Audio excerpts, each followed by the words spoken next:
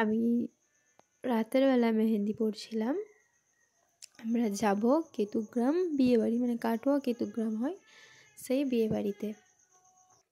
Hello guys, তোমরা সবাই কেমন আছো? আশা করছি ভালো আছো। আমিও খুব ভালো আছি। এখানে আমার মা আমাদেরকে রাস্তা পর্যন্ত এগিয়ে দিতে যাচ্ছিল, কারণ এখানে আমাদের গাড়ি ছিল। তো তারপর আমি আমার মার সাথে বকবক করতে করতে যাচ্ছি যে আমি কদিন থাকবো না থাকবো। 3 দিন নয় 2 দিন, 3 দিন আমি ঘরে থাকবো না। আমার মা একা একা থাকবে। টিভিটা রিচার্জ করে দিই। আমার পয়সা আছে, আমি দিয়ে দিচ্ছি। তাহলে 1 মাস পড়ে গেছে।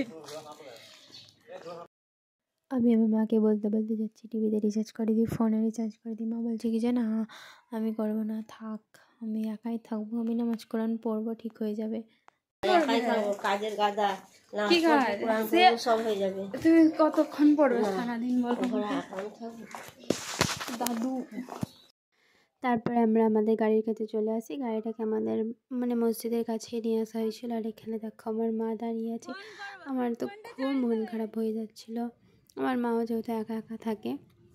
এখন মেহেন্দিটা রাতে পড়েছিলাম, এখন পর্যন্ত আমি তুলিনি, ওইভাবেই আছে।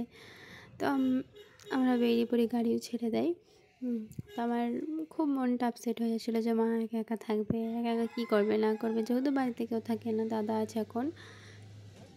তো আমরা গাড়ি ছেড়ে দেয়, আমরা স্টেশনের উদ্দেশ্যে রওনা দিয়ে। আমি প্রথমবার এত দূর যাত্রা করছি, আর প্রচণ্ড হাওয়া ছিল সেই দিনকে। আমরা এই যে আমাদের গ্রামের মানে বাইরের রাস্তা, এটা আমরা উঠেছিলাম ভোর 4টের সময়, বেরিয়েছি 6টা।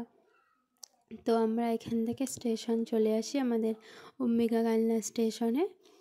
তো আমাদের বেশিক্ষণ লাগেনি ওখানে আসতে, আধ ঘন্টার বেশি লেগেছিলো 4 জায়গাতে।